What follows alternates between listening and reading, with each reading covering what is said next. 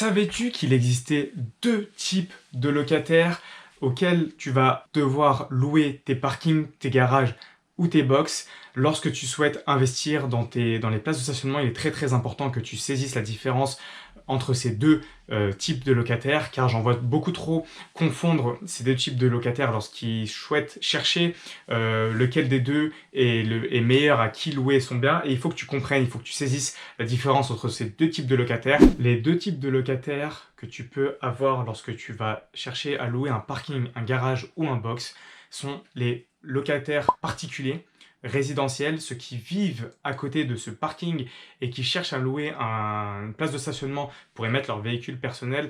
Et tu as les locataires de type professionnel, plutôt les gens qui travaillent loin de leur domicile et qui cherchent à louer une place de stationnement proche de leur lieu de travail. Il y a une grosse différence entre ces deux types de locataires. Le premier, le particulier, va essayer de chercher un bien moins cher, forcément. Pourquoi? Parce qu'il sait qu'il va rester plus longtemps là-bas.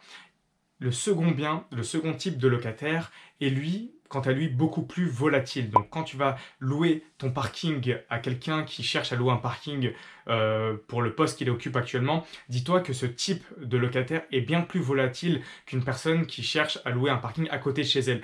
Il est très important que tu comprennes ces deux nuances entre les deux types de locataires, car l'avantage des personnes qui cherchent à louer un parking proche de leur bureau ou de leur lieu de travail, c'est qu'ils sont prêts à dépenser un peu plus cher. Pourquoi? Parce que souvent, ils ont déjà décroché leur contrat et ils veulent aller vite pour louer un parking rapidement afin de pouvoir stationner leur véhicule.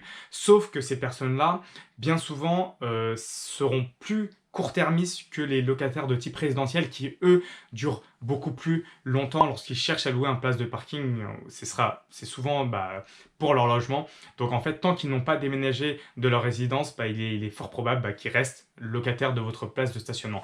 Alors que l'autre, elle peut se faire muter, mais aussi elle peut évoluer en poste et elle peut se voir offrir en fait à titre d'avantage une place de stationnement proche de leur bureau que l'entreprise paierait pour elle.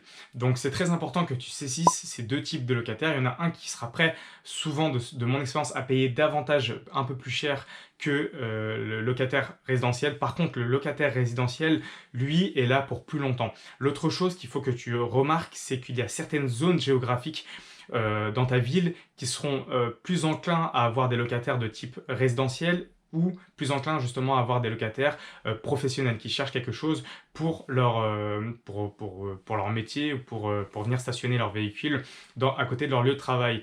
Donc quand toi tu vas chercher à investir dans un parking, il faut que tu te demandes, le parking dans lequel je vais investir ou le garage, est-ce qu'il est situé dans un lieu où j'ai plus de chances de louer à un locataire résidentiel ou à un locataire professionnel?